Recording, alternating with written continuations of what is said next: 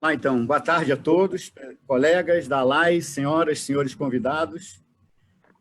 Então, primeiro, para quem não me conhece, deixa eu me apresentar, sou Ricardo Vieira de Mello, sócio sênior do Escritório de Propriedade Industrial Montauri Pimenta Machado e Vieira de Mello, com 90 anos de atuação. Vamos começar hoje mais um webinar da LAI, hoje tratando do novo marco legal do saneamento básico. Vamos ser brindados todos com palestras, esclarecimentos e apresentações da doutora Lucilane de Medeiros, diretora jurídica da AEGEA, doutora Mariana Campos, sócia de Lacaz, Martins, Pereira Neto, Gurevich e Chueire Advogados, membro da LAI, doutor Fábio Ramos, do nosso aliado Bichara Advogados, e como mediador, doutor André Xavier, além de mediador, diretor da ALAI, do escritório André Xavier, Machado e Fernandes Advogados. André, pode começar a comandar as ações. E obrigado, Mariana, Lucilane e Fábio.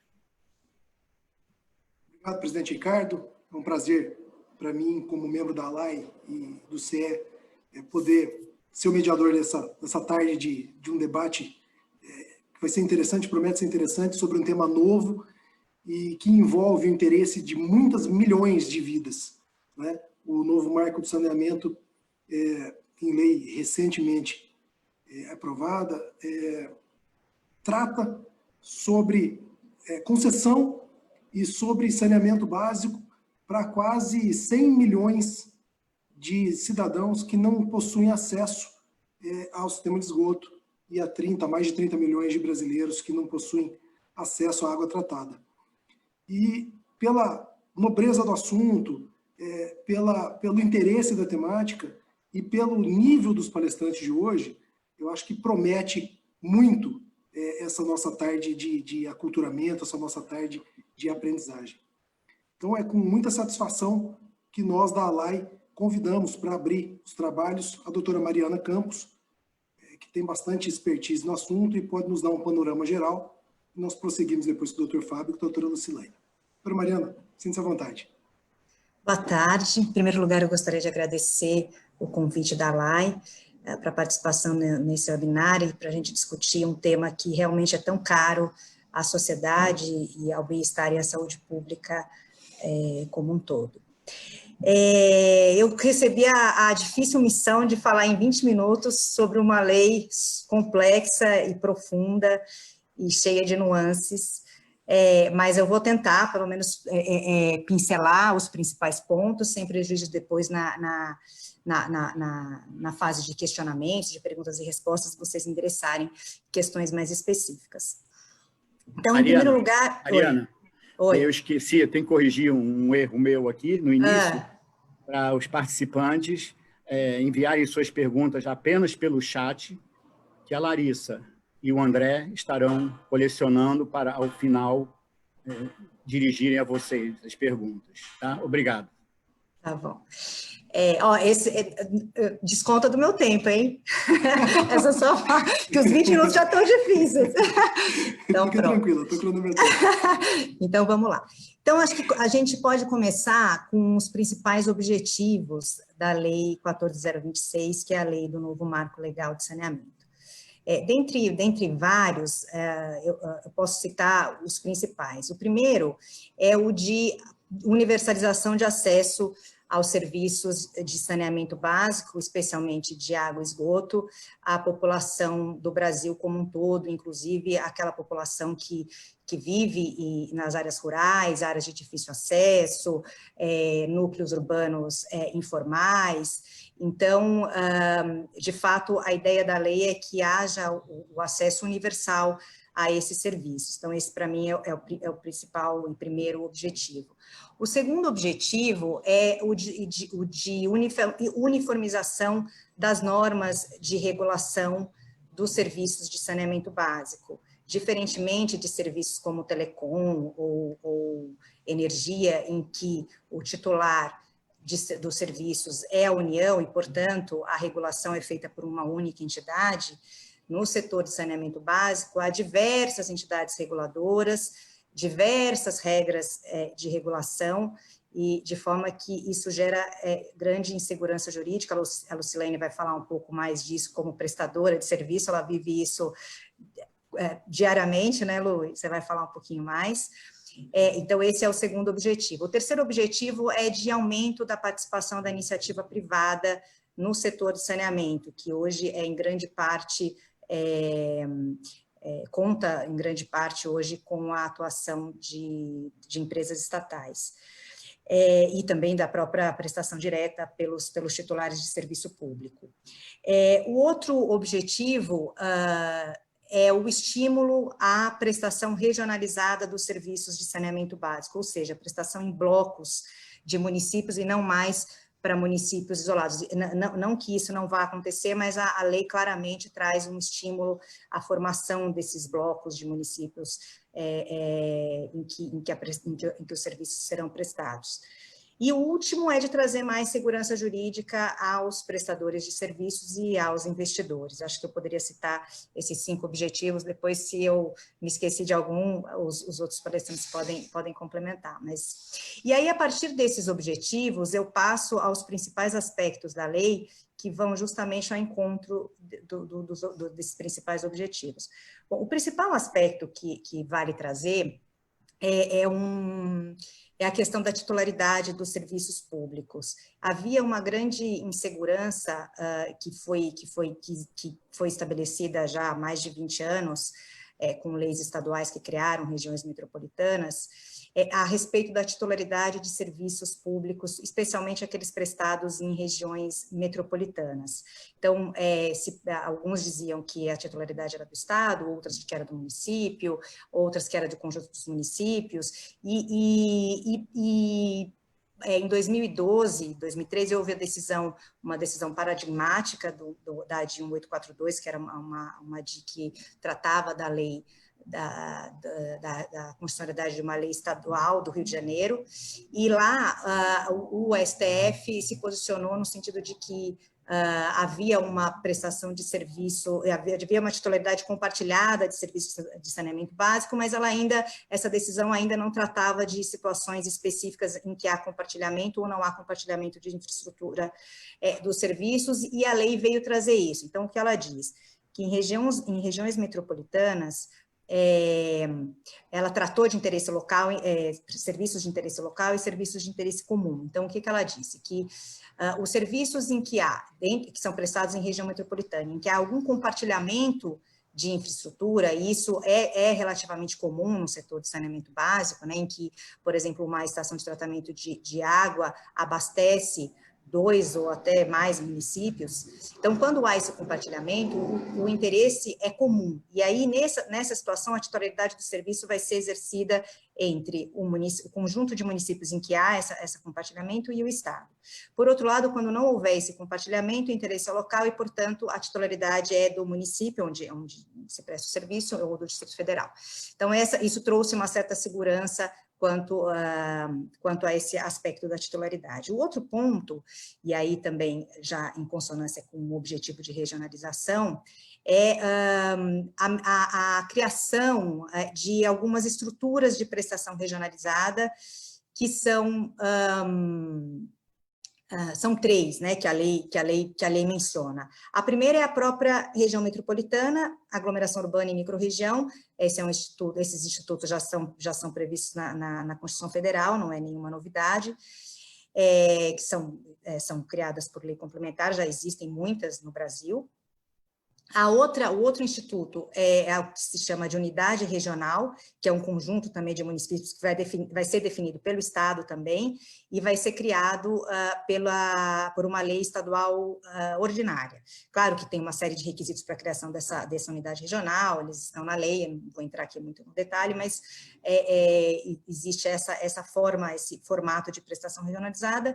E o terceiro formato de prestação regionalizada é o bloco de referência, que é um bloco que é criado pela União, no caso de o Estado, em um ano, não criar essas unidades regionais por lei ordinária.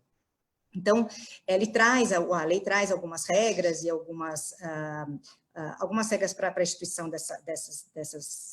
dessas formas de prestação regionalizada e traz algumas regras de estímulo a essa formação, tá? Um outro aspecto da lei é a relativa às normas, a uniformização. Eu também não vou falar muito, porque eu sei que a Lucilene também vai falar um pouco disso, mas, basicamente, o que ocorreu com essa lei foi a atribuição à ANA, que é a Agência Nacional de Águas, que até então não tinha qualquer ingerência, qualquer atribuição relativa ao serviço de saneamento básico, é a atribuição a ela uma atribuição principal de editar normas de referência de regulação dos serviços públicos de saneamento básico. Elas não são normas de imposição obrigatória, de aceitação obrigatória pelas outras agências, pelas agências que efetivamente regulam o serviço lá na ponta, mas são normas, de fato, normas de referência. Mas a lei também traz um estímulo à adesão dessas normas, embora elas não sejam obrigatórias. Então, a ANA terá, claro que agora ainda não, porque ela está se estruturando, mas ela terá uma relação de agências estaduais, municipais, regionais, que atendem a essas normas. Então, haverá lá, e aí quem, por exemplo, o município que o município precisa, né, como condição, só voltando um pouquinho, todos os titulares têm que ter uma entidade reguladora, né, tem que ter normas de regulação e uma entidade reguladora do serviço de saneamento básico. Então, isso é uma imposição da Lei 11.445, que já existe desde 2007. Então, quando os municípios titulares, né, em geral, não precisam ser necessariamente municípios, mas os titulares dos serviços, escolherem uma agência, eles vão poder ver na relação quais as agências que adotam as normas de referência da ANA. Essa é uma forma de estímulo, e a outra é o acesso a recursos federais, por meio de financiamento ou recursos não onerosos. Então, existe esse estímulo pela lei. Será dado acesso a quem adote essas normas nas localidades onde se adotam essas normas de referência da ANA. E aí depois a Lu pode falar um pouco mais também sobre o que são essas normas e tal, eu também não vou entrar muito. Mas é algo que é aquela tentativa de se tentar uniformizar minimamente, de se trazer algum tipo de padronização, né, na fixação de tarifas, regras de revisão e reajuste, enfim. Um outro aspecto, e aí falando aí com o objetivo da universalização, é a definição expressa de metas de universalização. Então, o que a lei diz? A lei diz que todos os contratos, vou voltar um pouquinho, vou falar de um aspecto antes que eu acho que vai fazer mais sentido. Um aspecto anterior a esse é o da situação de contratos de programa. Eu vou explicar um pouquinho o que são contratos de programa, para quem não está muito familiarizado com esse termo. O contrato de programa, ele vem da Lei 11.107, ele nem vem da Lei 11.445, ele é um contrato que regula a prestação de serviços públicos de um ente federado para com outro ente federado, decorrente de uma gestão associada entre dois entes federados, então, Estado e município, município e município, né, Estado e Estado. E o que essa lei diz é que esse contrato de programa pode ser celebrado entre a administração pública, ou, por exemplo, uma empresa estatal de um ente federado para com outro ente federado. E foi exatamente isso que aconteceu desde a edição dessa lei no setor de saneamento com muita frequência. Então, o que acontece, o que vem acontecendo desde 2005, quando a Lei 11.107 foi editada? Se faz a gestão associada entre municípios e estados, e se faz um contrato de programa sem licitação, porque a gestão associada não necessita de licitação prévia, sem licitação entre a entidade, a empresa estatal vinculada ao estado e o município, de modo que a empresa estatal passe a prestar serviços para esse município. Então, são Sabesp, Copasa, Embasa, SEDAI, enfim, todas essas empresas estatais, estaduais, que existem cada uma no seu estado. Então, elas passaram a prestar serviços por meio de contratos de programa que não são precedidos de licitação. Então, a ideia é a seguinte, a regra da lei agora é que não haverá novos contratos de programa. Os serviços de saneamento básico passarão a ser prestados uma vez encerrados esses contratos de programa, sempre por meio de concessão precedida de licitação, nos termos do 175 da Constituição Federal. Então, isso traz um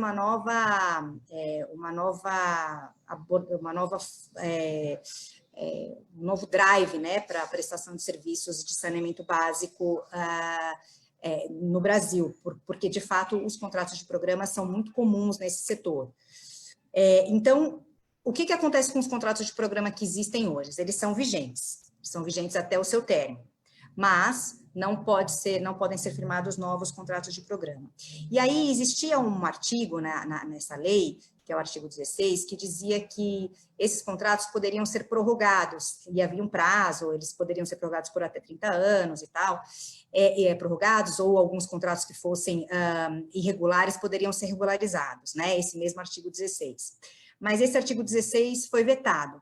Então, existe uma interpretação, né, tem se formado uma interpretação de que, então, os contratos, por conta do veto a esse artigo, que justamente permite expressamente a renovação de contratos de programa, esse veto fez com que fosse impossível, não fosse mais possível a prorrogação de contratos de programa, tá?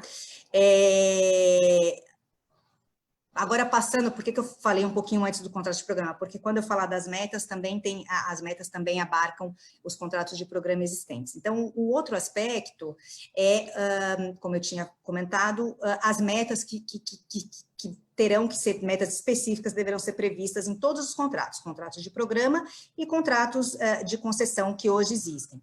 E o que a lei diz? Que todos os contratos deverão prever a meta de 99% de universalização de abastecimento de água até 31 de dezembro de 2033 e 90% de coleta e tratamento de esgoto até essa mesma data.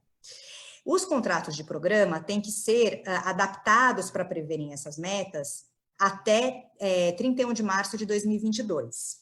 Quanto aos contratos de concessão, que foram precedidos de licitação, né, contratos em geral que foram precedidos de licitação, há uma regra um pouquinho diferente. Então, o município pode escolher aditar esses contratos mediante reequilíbrio econômico-financeiro do contrato, ou tentar buscar outras alternativas para atender essa meta.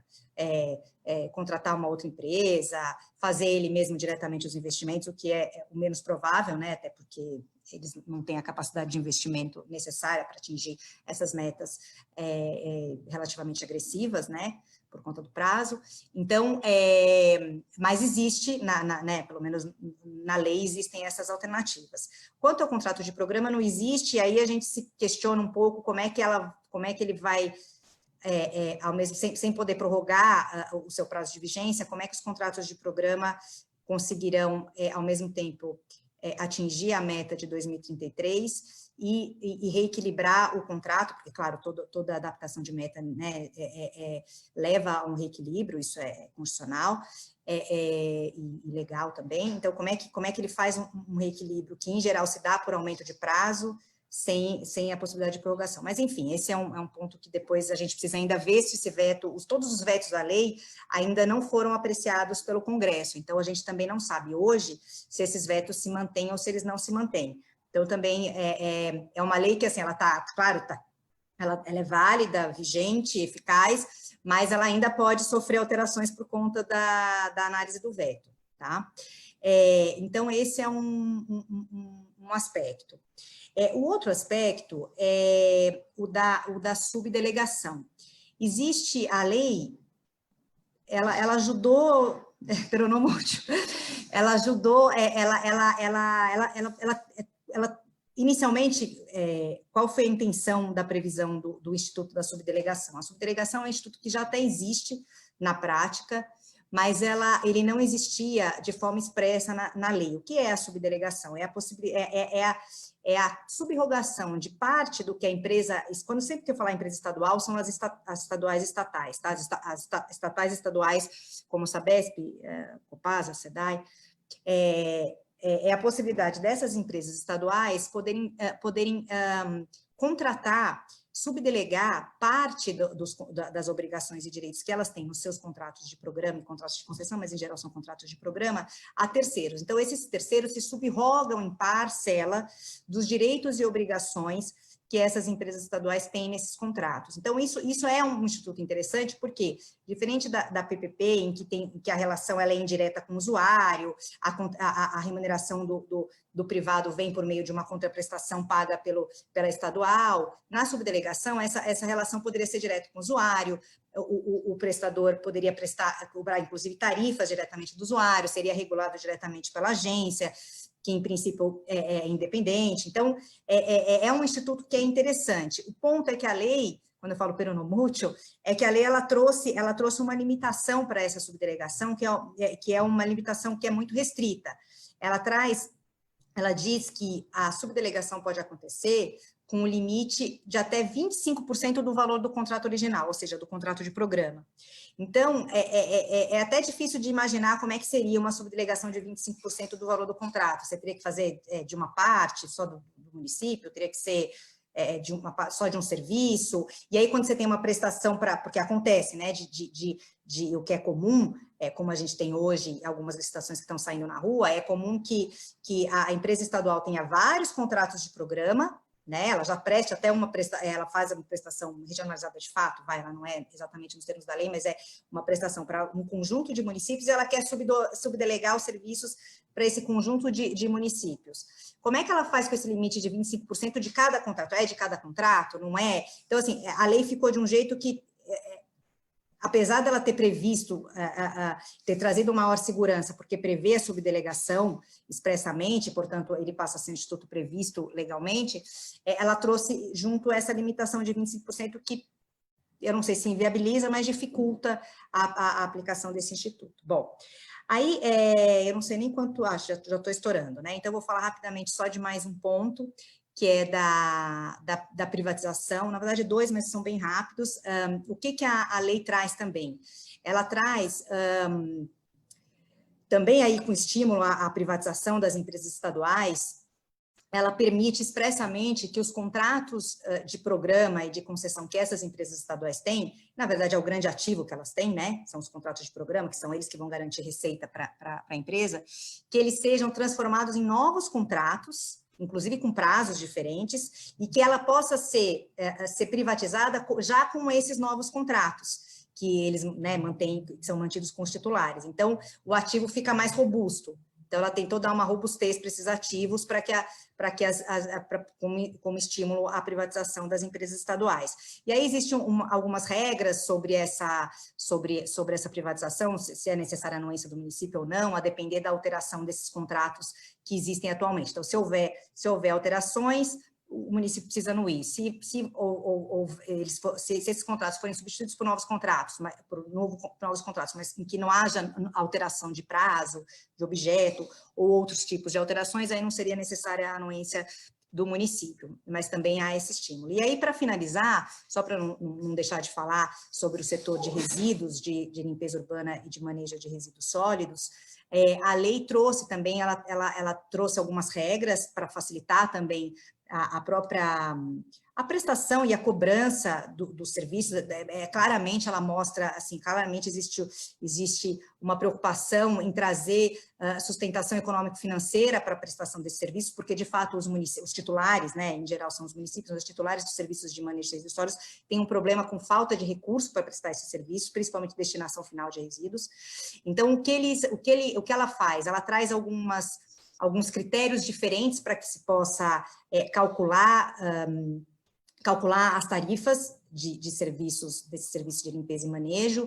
Um deles, por exemplo, é o de, pode ser, a gente sempre tem essa dúvida, a gente também modela lá no escritório projetos de manejo de resíduos sólidos e limpeza, a gente fala, poxa, será que pode usar como base o consumo de água, embora exista uma sustentação técnica para isso? Não tinha base legal. Então, ela prevê, por exemplo, que pode se usar como base o consumo de água para se calcular a tarifa de manejo. Ela traz uma outra coisa, que é uma outra disposição que é importante, que ela possibilita expressamente que os serviços de manejo sejam cobrados junto com outros serviços, como, por exemplo, água e esgoto. Também existia essa insegurança, será que pode ser cobrado? Porque se cobrar uma taxa, né, aquela taxa do lixo, né, que todo mundo esquece, ninguém paga, ou mesmo uma tarifa, né, separada, ninguém vai pagar, vai ficar lá solto, de forma que o município vai deixar de ter recursos para prestar esse serviço que é tão importante. Então, ela traz algumas coisas e ela também na verdade, quase que praticamente obriga os titulares a preverem mecanismos de cobrança por esses serviços. Então, o que a lei diz? Ela diz o seguinte, que se em até 12 meses da publicação da lei, o município não tiver adotado um mecanismo de cobrança por esses serviços, isso vai ser considerado renúncia de receita, e ele vai estar submetido a todas as regras da lei de responsabilidade fiscal relativas à renúncia de receita.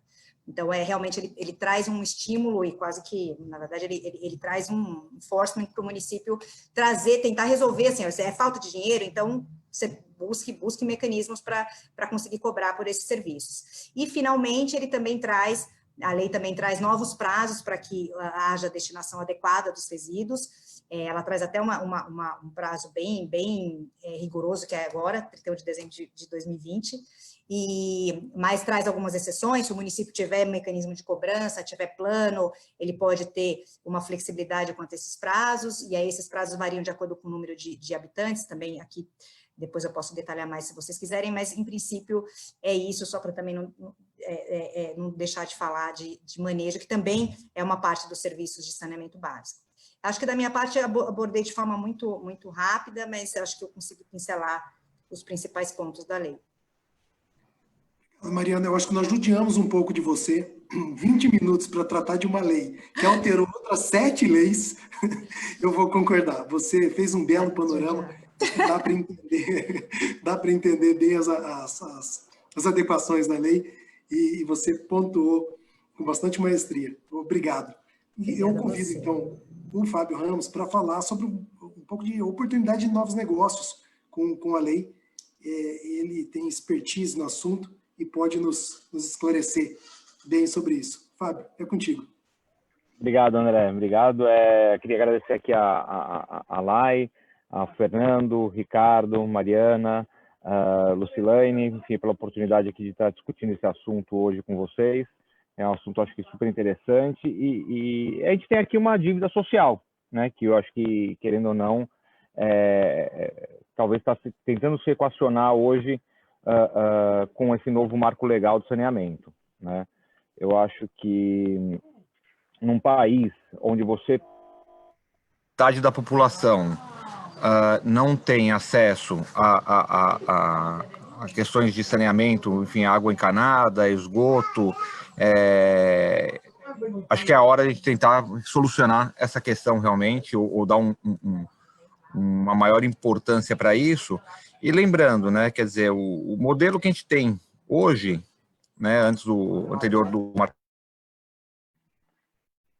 para equacionar essas questões que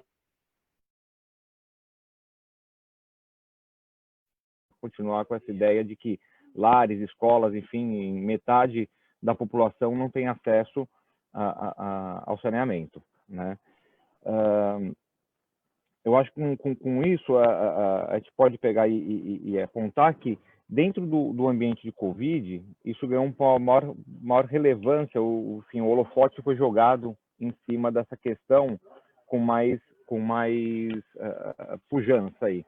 Porque não tem como se falar, um dos pontos principais da Covid realmente é a questão da higiene, né? E não tem como você falar em higiene ou combate aí à Covid sem água potável e esgoto. Então, quer dizer, isso enfatiza a importância desse marco legal. Obviamente, não vou desconsiderar tudo que vem sendo feito ao longo dos últimos anos, etc., e o bom trabalho que muitas empresas na área fazem, mas acho que o ponto aqui não é o trabalho das empresas fazem, que esse é bem feito. O problema é o que a gente não conseguiu fazer até hoje. E aí, talvez um pouco nesse sentido, a importância do marco legal e do saneamento. Independente das críticas, né, que a gente tem uma meta aí para 2033, de você ter mais de 90% do país, é uma meta ousada, mas ter mais de 90% do país com água encanada e saneamento. A gente sabe que isso hoje está muito distante da realidade que a gente tem hoje colocado, né? Dito isso, fazendo essa breve introdução, aqui até complementando um pouco do que a Mariana brilhantemente colocou, nos apresentou aqui até agora, isso tudo vai gerar uma série de oportunidades para o mercado. Então, investimento, quer dizer, a gente tem aí uma previsão de 500 a 700 bilhões de investimento, né? Quer dizer, é muito dinheiro sendo injetado para solucionar essas questões, e isso vai gerar possibilidades de negócio, oportunidades de negócio.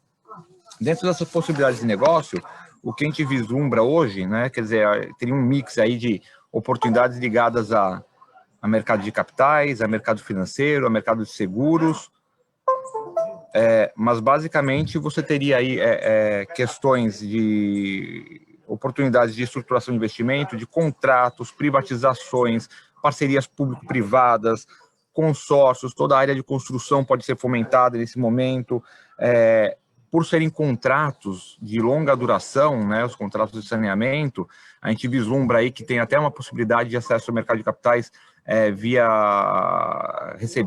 utilização dos recebíveis, né, então uma securitização de recebíveis, eventualmente no futuro IPOs, emissão de títulos de dívida, como por exemplo debêntures incentivadas. Enfim, acho que tem uma gama muito grande de oportunidades para serem exploradas, não só por investidores nacionais, mas também como por investidores estrangeiros. Ou seja, bem utilizada essa oportunidade do marco legal, eu acho que gera aí um upside para o mercado como um todo, na ideia realmente de capitalismo de laço, de capitalismo de união, né? Quer dizer, a gente soluciona a questão da dívida social, que a gente tem para solucionar essa questão do saneamento realmente, e de quebra você tem aí toda uma gama de possibilidades de investimentos, de estruturas que podem ser exploradas e aproveitadas aí, inclusive ajudando aí, talvez até numa retomada da economia que tem sofrido aí nos efeitos do Covid nos últimos tempos, né? Em questão de mão de obra, geração de emprego, prestação de serviços, questões de utilização de demandas, de insumos, bens, maquinário, enfim. E dentro do terceiro pilar que eu enxergo entre mercado de capitais, financeiro e seguros, eu acho que é uma boa oportunidade também para a área de seguros. Eu acho que a gente tem aí uma chance realmente muito grande de desenvolvimento, em primeiro lugar, de seguro-garantia, né, mais do que, enfim, acho que mais do que nunca ele vai ser utilizado aí, questão de execução de obra, execução de projeto, performance bond, mas também outros seguros que podem vir aí no esteio desse seguro garantia e desses projetos todos, seriam riscos de engenharia, seguros de risco de engenharia, seguros de responsabilidade civil de forma até ampla, seguros de riscos operacionais, enfim, acho que dentro desse conceito aí de oportunidades, a gente tem explorados, né? Eu acho que assim, a princípio seria, acho que essa é a minha colocação, sendo muito mais breve até do que a Mariana, porque o meu trabalho, obviamente, aqui é muito mais fácil do que o dela, né? Quer dizer, falar sobre a lei, enfim, todas as suas nuances, é um trabalho muito mais árduo, né? Mas eu vejo, enfim, essas questões relacionadas tanto à coleta, tratamento, distribuição de água e esgoto, como sendo um caminho aí diante do marco legal, do novo marco legal, de um caminho de oportunidades, realmente, para os players e, obviamente, para os advogados que vão estar assessorando esses players, enfim.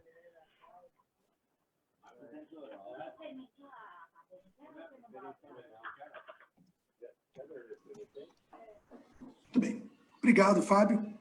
Acho que também deu um panorama muito interessante sobre as possibilidades de negócio.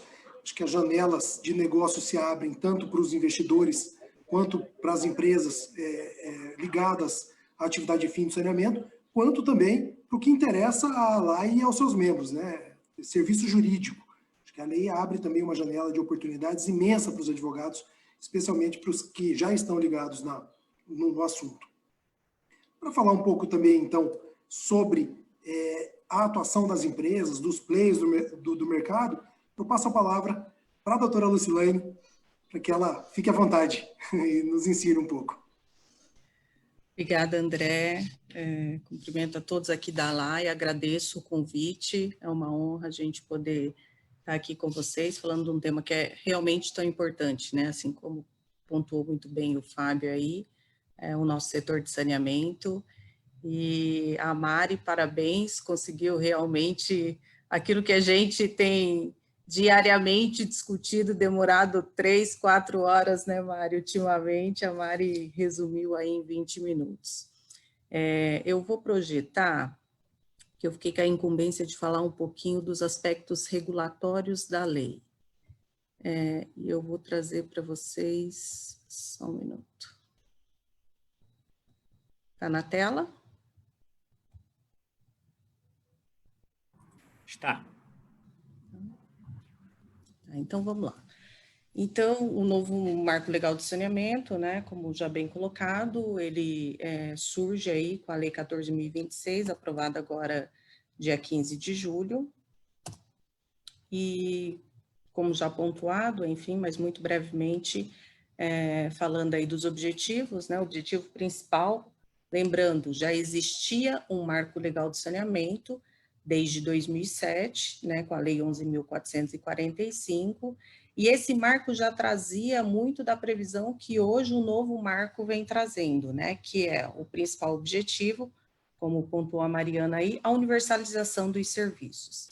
E lá naquele marco anterior, de 2007, já havia a previsibilidade de que até 2033 os serviços de saneamento básico deveriam estar universalizados. E o que acontece, né? Nós estamos falando de 2007, uma lei que ela é regulamentada em 2010, e quando chegamos em 2020, a gente, muito antes, né, porque tiveram medidas provisórias anteriores à própria lei, aí o projeto de lei que circundou e que acabou na aprovação dessa lei, começa-se a perceber, o governo começa a perceber que as formas como estavam estabelecidas na Lei 11.445 talvez não trouxesse a segurança jurídica adequada para atrair investimentos, né, para o setor. E aí ela vem com esse objetivo de trazer maior competitividade, né, as suas regras ali, maior segurança jurídica para atratividade de investidores e aumentar a eficiência, né. E identifica-se 3 pilares onde a Mariana bem abordou aí. A questão da regionalização, ou seja, da prestação regionalizada, ou seja, por meio das regiões metropolitanas, das unidades regionais ou dos blocos de referência, como ela apontou, as 3 formas de estruturar para prestação de serviço, que é o agrupamento de municípios em todas elas, alguns limítrofes, no caso de região metropolitana, blocos de referência e unidades regionais não há necessidade de serem municípios limítrofes para esse agrupamento. Vem também trazendo a questão da obrigatoriedade de contratos, né?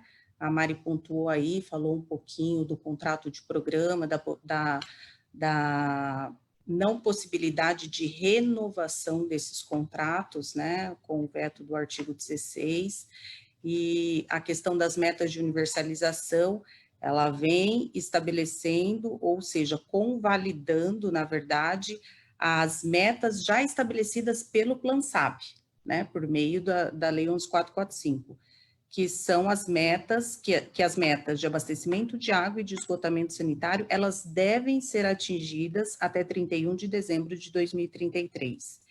E quais são, né? 99% para abastecimento de água e 90% para coleta e tratamento de esgoto. E qual a ressalva que o novo marco traz com relação a isso? Ele faz uma ressalva de que, para o atingimento dessas metas, se o plano de negócios não subsidiar com uma modicidade tarifária suficiente para até esse prazo de 2033, existe uma flexibilidade aí, mas enfim, a ser avaliada até 2040. Então, esse é um ponto também que o novo marco traz. E eu vou falar, fiquei incumbida também de falar um pouquinho da regulação, né? Então, ela traz a figura do regulador, e essa figura do regulador, como a Mari até comentou, né, na telecom e na energia, você tem a figura do regulador federal. E aqui ela traz a ANA como uma figura de, não um regulador federal, né, mas como uma figura de diretrizes, de estabelecer diretrizes, normas de referência, diretrizes gerais para as entidades reguladoras, né, subnacionais. Então, quem é a ANA? Né? A ANA ela é criada por meio da Lei 9984, em 2010, né, com o objetivo de implementar a Política Nacional de Recursos Hídricos e a regulação do uso da água. Em 2008, ela agrega a competência de regulação de serviços públicos de adução de água bruta e irrigação, e isso vem em razão da transposição do Rio São Francisco. Em 2010, ela agrega a competência de regulação de segurança de barragens, e agora em 2020, ou seja, 10 anos depois da sua criação, ela recebe, né, pelo novo marco regulatório, as novas competências, mas para regulação em saneamento. Então, a ANA, que até então se chamava Agência Nacional de Águas, ela passa a se chamar Agência Nacional de Águas e Saneamento Básico. E aqui a gente observa qual o objetivo, né, principal, né, da criação da ANA. Então, um dos objetivos primeiro, hoje, quando você entra no site da ANA, você percebe que existem mais de 60 entidades de regulação, nacionais, estaduais, enfim. E não existe uma diretriz específica para essas modalidades de regulação. Então, a ANA vem um pouquinho para reduzir essa disparidade regulatória com essas normas de referência e trazer uniformidade, né, para o setor. E, claro, o objetivo principal, mais que isso, é dar segurança para o investidor, né, para trazer investimentos. Então, o artigo 4º, ele é o artigo da alteração da Lei 9984, aí nós estamos falando da lei da ANA mesmo, e ele estabelece que a ANA vai instituir essas normas de referência. Mais à frente, um pouquinho, eu vou falar para vocês quais serão as normas de referências principais, os principais temas a serem tratados. O parágrafo 3º desse artigo 4º vem falando o que essas normas deverão atingir, né? Qual o objetivo? Então, promover a prestação adequada dos serviços, estimular a livre concorrência, competitividade, eficiência e sustentabilidade econômica, e por aí afora. Então, a gente percebe que realmente o objetivo principal é trazer eficiência, trazer uma segurança regulatória e, com isso, também capturar mais investidores para o setor. E o parágrafo 7º fica claro quando a gente fala em uniformidade regulatória, né? Ele fala que no exercício das competências a que se refere a ANA zelará pela uniformidade regulatória do setor de saneamento básico e pela segurança jurídica na prestação e na regulação de serviços. E aqui eu faço uma pausa, né? Para o investidor privado, né? O que isso agrega? Agrega muito, porque existem políticas e que vão ser tratadas pela ANA, que são temas básicos, a exemplo de reajuste tarifários, revisões tarifárias, modelagem regulatória, tudo isso, hoje a EGEA, mais para frente eu vou mostrar um pouquinho para vocês, ela está em 57 municípios, ela administra 45 contratos, né, seja concessão plena, parcial ou parceria público-privada. E cada regulador, ele atua de uma maneira diferente. Então, isso, para o investidor, é muito inseguro, né? Então, essa segurança jurídica, essa uniformidade regulatória, traz condições realmente de buscar os investimentos que precisa para a gente conseguir alcançar a universalização muito mais rápido, né? Essa é uma visão que a gente tem com a lei, com o novo marco regulatório. E aqui a Mária comentou um pouco, né, da questão do que as agências podem ou não aderir, mas, ao mesmo tempo, existem algumas disposições na própria lei que ela define que a verificação, quer dizer, a ANA vai fazer uma verificação de normas de referência, né, se essas agências estão cumprindo ou não, e é obrigatório no momento da contratação dos financiamentos com recursos da União, né? Então, esse é um ponto que o que se imagina é que realmente vai haver uma uniformidade e que vai haver uma adesão, porque a não adesão, de certo modo, ela vai impactar na captura de recursos financeiros para investimentos. E o que as atividades da ANA, né? O que a lei vem trazendo como atividades da ANA? Basicamente, está em 3 pilares. inicialmente a coordenação regulatória, a capacitação das agências reguladoras subnacionais e estudos técnicos, né, para apoiar o Comitê Interministerial de Saneamento Básico.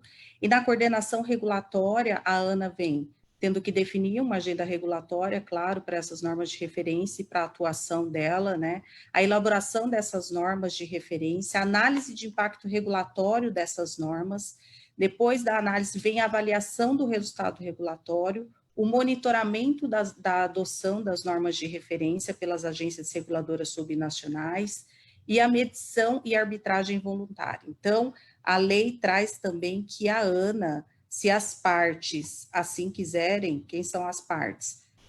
Titular dos serviços, concessionária e agência de regulação. Caso haja um conflito, as partes podem se remeter à ANA como um mediador ou um árbitro, só que tem que haver concordância entre eles, né?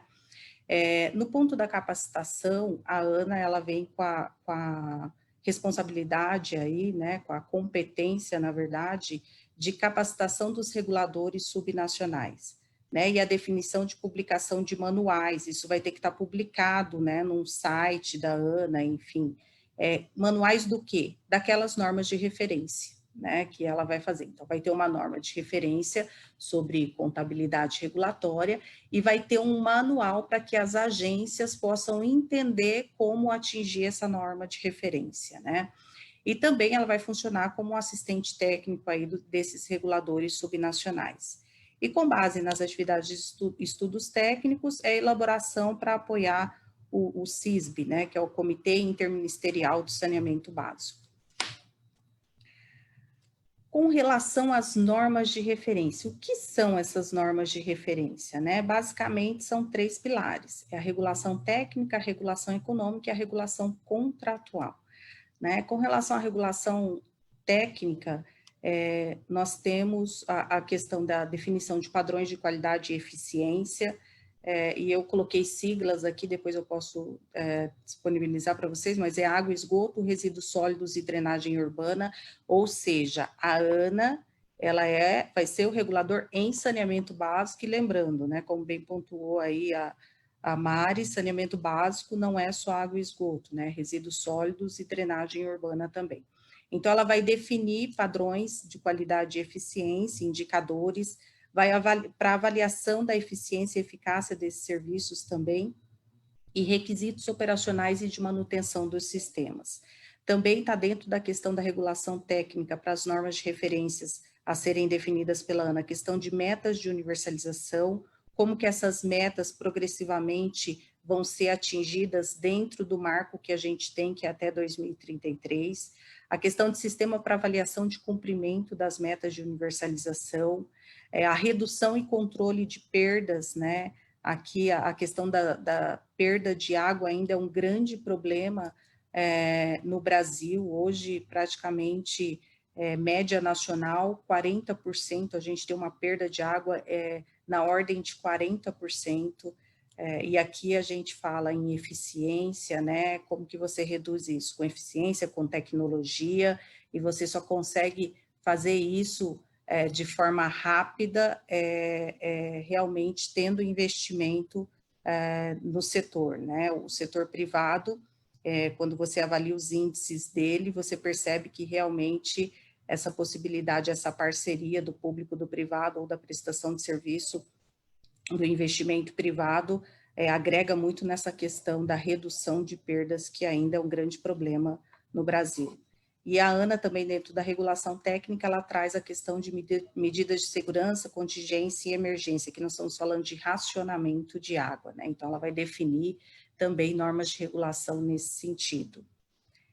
Com relação à regulação econômica, que é um ponto que o setor espera bastante, né, na atuação e na definição aí da ANA, é a questão da regulação tarifária, a questão da contabilidade regulatória e da metodologia de indenização de ativos. Na regulação tarifária, a gente tem instituição de modelo de cobrança, né, taxa tarifa na questão de resíduos sólidos e drenagem urbana, revisão tarifária de água e esgoto, reequilíbrio econômico-financeiro, modelos e estruturas tarifárias, reajustes tarifários e subsídios tarifários e não tarifários aí. Contabilidade regulatória também está dentro das competências da ANA, definir normas de referência para manual de contabilidade, água e esgoto, controle patrimonial, plano de contas, custos, né, monitoramento, como que vai se dar o monitoramento de custos privados aí, e a metodologia de indenização de ativos, né, como que vai se calcular uma indenização de ativos. E na regulação contratual, vem aí os pilares, que são os temas para as normas de referência, que é padronização de modelos de contrato. Então, a ANA vai definir, né, como que vai ser a modelagem dos contratos de concessão e PPP, né, vai ter uma diretriz, enfim. As matrizes de risco dos contratos, né, que é um ponto importante também. A hora que a gente vai se analisar um reequilíbrio econômico-financeiro, geralmente a gente busca essa matriz de risco dentro do contrato para definir se isso é risco do concessionário, se isso é um evento reequilibrável ou não, e assim por diante, né? E o modelo de contrato de delegação para resíduos sólidos. Parâmetro para determinação de caducidade também a lei vem trazendo isso como normas de referência a serem definidas pela ANA. Conteúdo mínimo para prestação universalizada, né? Condições gerais de prestação de serviços, como isso vai se dar, padrões de atendimento ao público, medição, faturamento e cobrança de serviços, e aqui lembrando, né, nós estamos falando de normas de referência, né, não são algo, então, se a ANA definir alguma regra que altera as condições do meu contrato, eu sou obrigada a cumprir? Não, como disse bem a Mariana, os contratos firmados até hoje, eles são válidos, né? Especialmente a lei vem trazendo essa questão que os contratos firmados nos modelos da 8987, os contratos licitados, os contratos de PPP, eles continuam válidos. O que a lei inviabiliza é a renovação dos contratos de programa. Então, as suas condições contratadas ali permanecem, né? São normas de referência. E procedimentos dentro dessa regulação contratual, procedimentos de fiscalização e sanções contratuais, também vai ter normas de referência.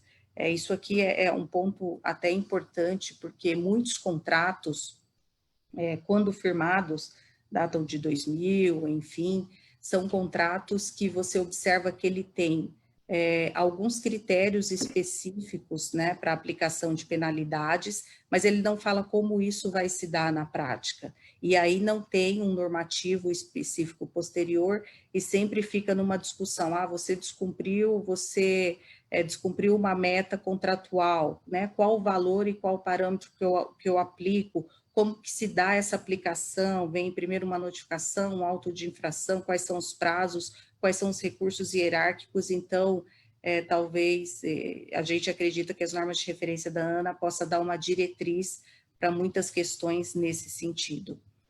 E demais aspectos regulatórios, né, e aí a gente fala da questão da governança regulatória das agências, ela vai definir um modelo organizacional, procedimentos de ouvidoria, né, processo de elaboração de normativos, mecanismo de transparência, de prestação de contas, a questão do reuso, né, é muito bem definido pelo novo marco regulatório, então a ANA fica aí com a responsabilidade de editar normas de referência de condições técnicas para a utilização das águas de reuso e o tratamento regulatório desse reuso, como que vai se dar, se vai ser receita, despesa, ativo, e um outro ponto também é a substituição do sistema unitário por separador absoluto, né? Hoje a gente, inclusive nós operamos, uma das nossas concessionárias tem sistema unitário definido pelo poder concedente, e agora a lei vem determinando que seja feita a substituição desse sistema unitário por separador absoluto.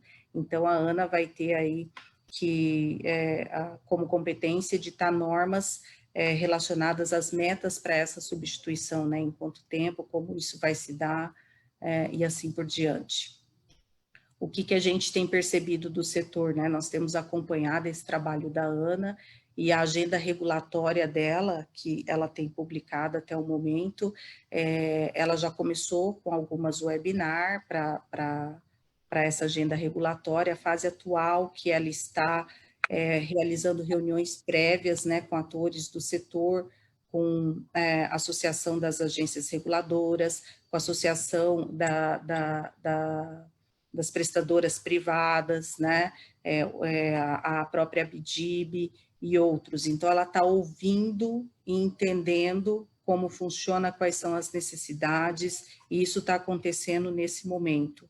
Posteriormente a isso, entre 15 de agosto e 30 de agosto, a previsão é que haja uma elaboração de uma proposta da ANA para uma agenda regulatória, e isso vá para uma consulta pública em setembro, e aí, voltando, né, tem 30 dias, a avaliação dessa consulta pública pela ANA e a aprovação da resolução deles, o que vai ser essa agenda regulatória, ou seja, como que vai se dar todo aquele trabalho estabelecido pela lei, que a gente passou muito brevemente aqui, em razão do tempo, é claro, mas como que vai se dar isso na ANA, né? Nós já tivemos algumas reuniões, enfim, falar que isso vai acontecer em 2 anos, né? Todos os aspectos, é um pouco irrisório, né? Prever dessa forma, né? É um pouco utópico, mas a gente imagina que a ANA, nessa reunião prévia com esses atores, a gente tem percebido isso, ela tem buscado entender o que é preferencial aqui desses temas, o que é primeiro, o que é segundo, o que é mais urgente, para que vocês tenham segurança jurídica realmente para a prestação de serviço e para a universalização no tempo definido pela lei, né? Então, esse é um ponto importante aí a compartilhar com todo mundo, que eu entendo que é uma postura interessante da ANA aí. E aqui dando, né, um panorama geral muito rapidamente, eu não sei como é que está o meu tempo, mas dados gerais do setor, né, o Brasil hoje tem 5.570 municípios, né, e uma necessidade para investir, para universalizar até 2033, como já pontuou aí o Fábio, né, em torno de 700 bi. Hoje nós temos também, sem acesso à água tratada, cerca de 32 milhões de brasileiros, e quando a gente fala em esgoto, a gente fala em cerca de 118 milhões, né, ou seja, praticamente mais que 50% da população. E nesse mercado todo, como que até hoje vem a iniciativa privada apoiando aí, né, no desenvolvimento do setor? A iniciativa privada, ela está só em 5,3% desse mercado de infraestrutura de saneamento, né? Ela atua em 300 cidades dos 5.570 municípios do Brasil. Em que pese, né, está em 5,3% dos municípios brasileiros, ela é responsável por 21% dos investimentos realizados no setor, né? Então, isso mostra realmente que a gente precisa pensar, né, na parceria público-privado, que seja, ou na captura de investimentos realmente do setor privado, de qual modo seja concessão, parceria público-privado ou outras modelagens, enfim, permitidas aí, para que a gente possa alcançar a universalização dos serviços o mais rápido possível, né? Aqui eu trago um pouquinho o cenário, né, da EGEA. A EGEA, ela começa em 2010 as suas atividades, e em 6 municípios, né, eram 2 contratos de concessão, atendia 1,6 milhões de pessoas, e em 2020, em 10 anos, hoje ela opera 57 municípios em 12 estados brasileiros, né?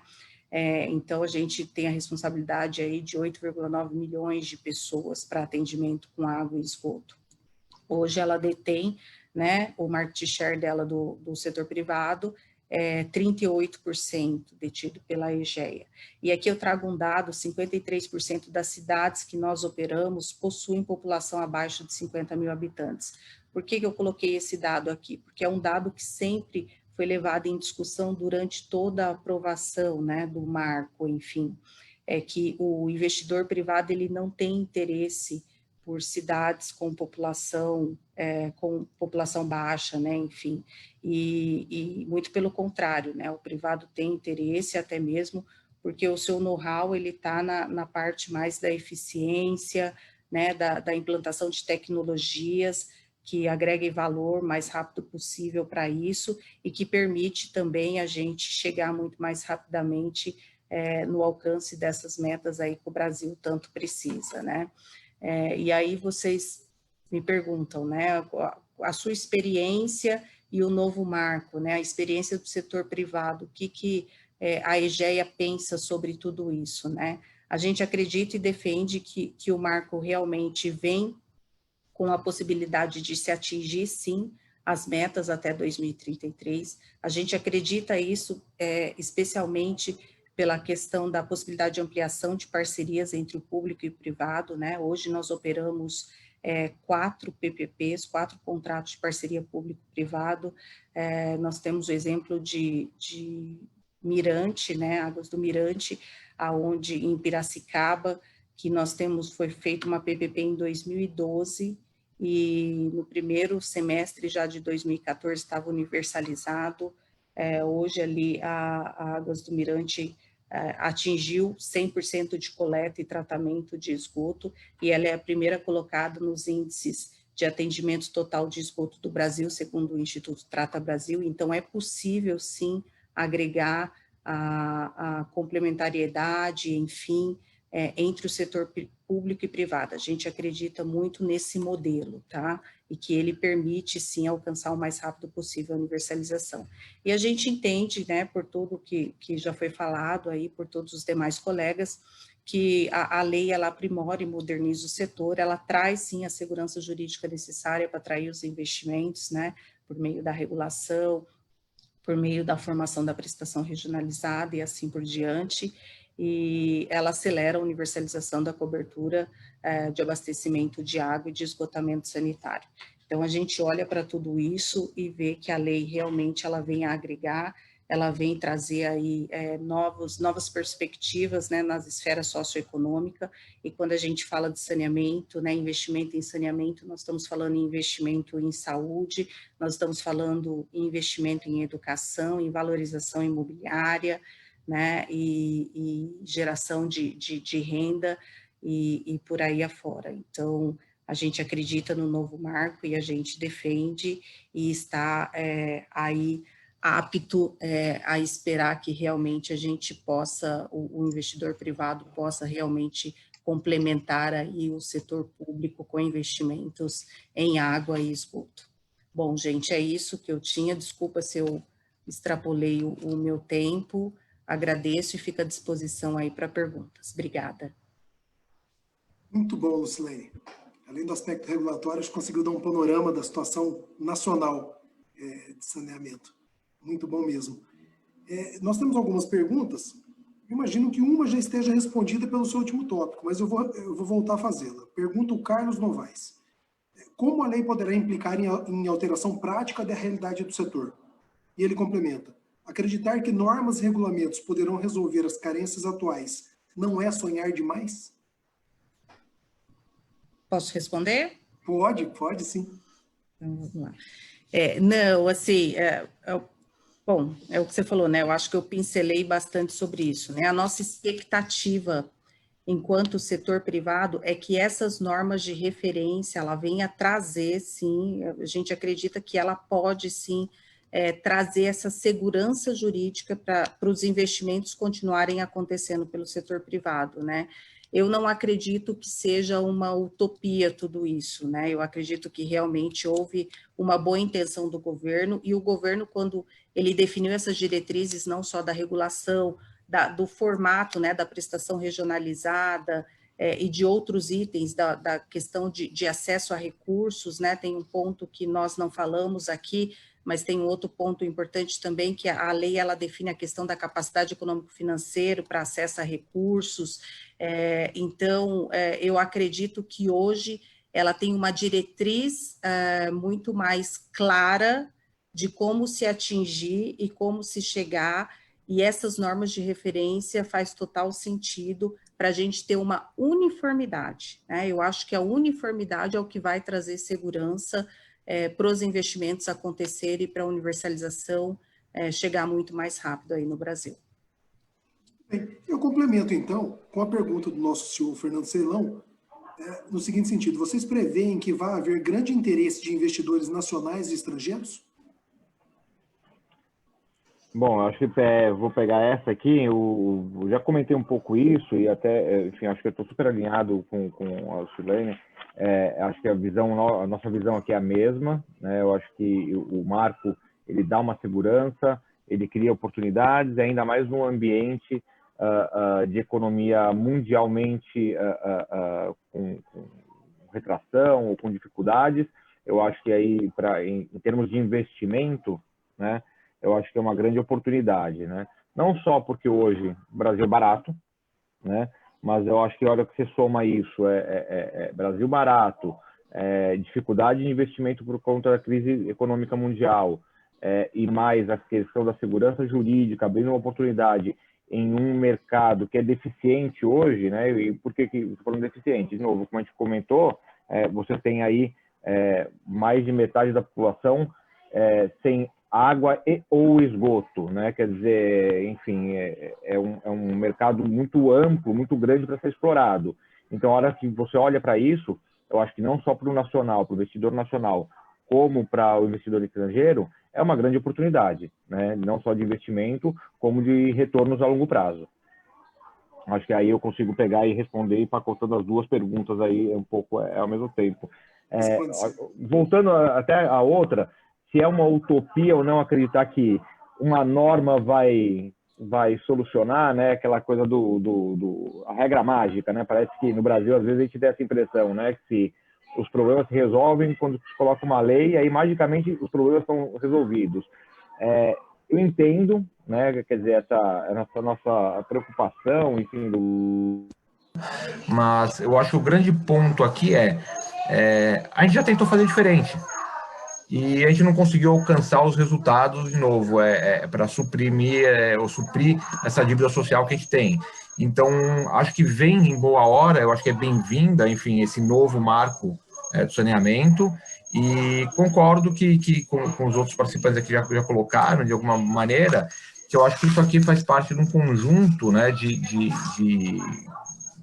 gostando ou não do governo, acho que faz parte de um conjunto de instrumentos, de planos, de ações que vêm sendo implementados ou tentados ser implementados com o viés de realmente trazer um ambiente melhor para o investidor ou melhor para o mercado em geral, né? Então, acho que além de ser um bom caminho para investimento, acho que a gente pode ter um upside aí de diversos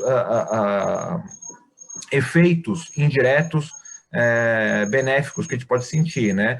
Geração de emprego, melhora em questões de saúde, porque, quer dizer, você melhora a higiene, você tem menos impactos na saúde das pessoas, as pessoas ficam menos doentes, acessam menos planos de saúde e por assim diante. Você alcança aí a meta de você pegar e olhar para a questão da dignidade da pessoa humana, você, enfim, melhora índices econômicos. Acho que de um jeito ou de outro é super bem-vindo, tá? Esse marco, o novo marco. Maravilha. Uma pergunta para a Lucilene. Com o novo marco legal, as parcerias público-privadas continuarão valendo? Sim. Pergunta o Luiz Augusto. Sim, sim. E traz essa possibilidade até na própria lei, né? Perfeito. E, por fim, temos uma pergunta para a Mariana, do Bruno Baldi. Qual a expectativa do setor quanto à derrubada do veto do artigo 16? Isso pode impactar de alguma forma a segurança jurídica dos contratos?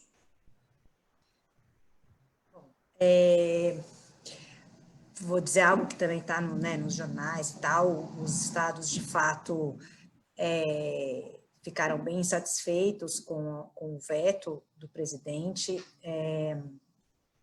Não dá para a gente saber o quanto eles vão conseguir, que força os estados têm. Na verdade, a grande briga, né, é dos estados. Eles ficaram realmente chateados e alguns membros do Congresso já têm se posicionado no sentido de que o veto ao artigo 16 vai cair. Não dá para ter certeza, e pior, não dá para ter certeza de quando ele vai acontecer, porque quando vai acontecer a análise, né? Porque, em teoria, existe, pela Constituição Federal, existem depois que ele é enviado, o veto, o Congresso tem 30 dias para analisar, mas a consequência dessa não análise é o trancamento da pauta.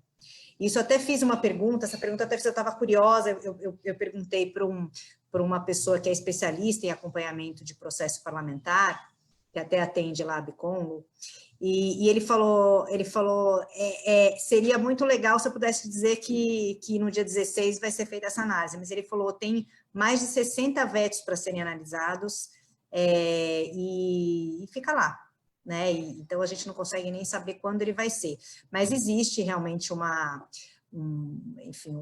alguns congressistas já se posicionaram no sentido de que vão atender a solicitação dos estados. Agora, o veto ou não, eu acho que, quando você pergunta se pode impactar de alguma forma a segurança jurídica dos contratos, eu não sei de quais contratos você está se referindo, talvez os contratos de programa ou os contratos que decorrem deles, mas, em princípio, os contratos de programa são válidos até o seu término. Então, todos os contratos que têm relação com, que advêm dos contratos que são válidos, daí não tem nenhuma questão. Então, eu acho que é difícil a gente até fazer uma análise, porque o que acontece? Se ele for vetado, haverá uma série de interpretações que decorrerão desse veto definitivo, né? Então, acho que é importante mesmo a gente esperar para ver as interpretações que surgirão. Mas, em princípio, dos contratos de programa que são válidos, os contratos que decorrerem deles continuam válidos. Então, não tem nenhum tipo de problema.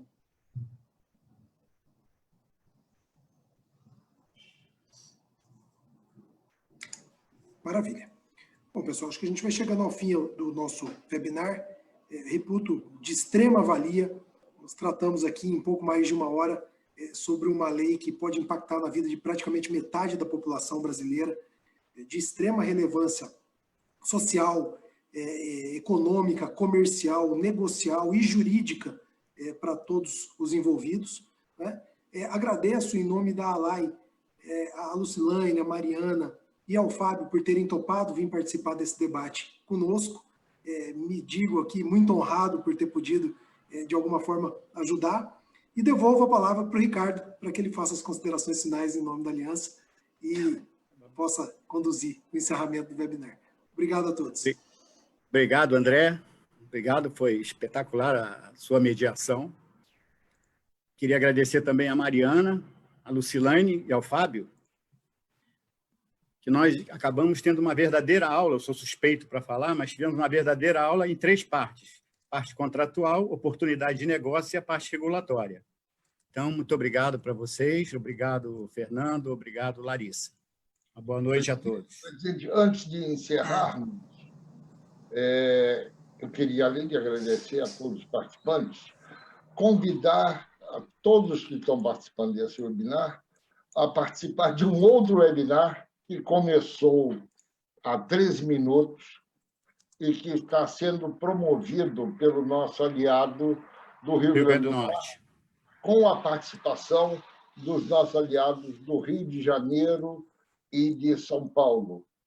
É um webinar sobre reforma tributária e a Larissa acabou de colocar aqui no chat o link do YouTube para os que quiserem participar. Obrigado.